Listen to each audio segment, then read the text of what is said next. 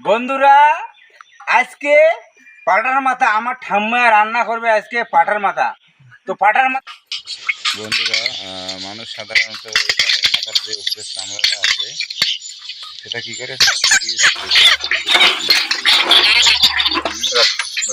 তারপরে গন্ডল দিয়ে নিচে আনে, তারপরে চাকু দিয়ে এটা দিলে তাহলে উপরে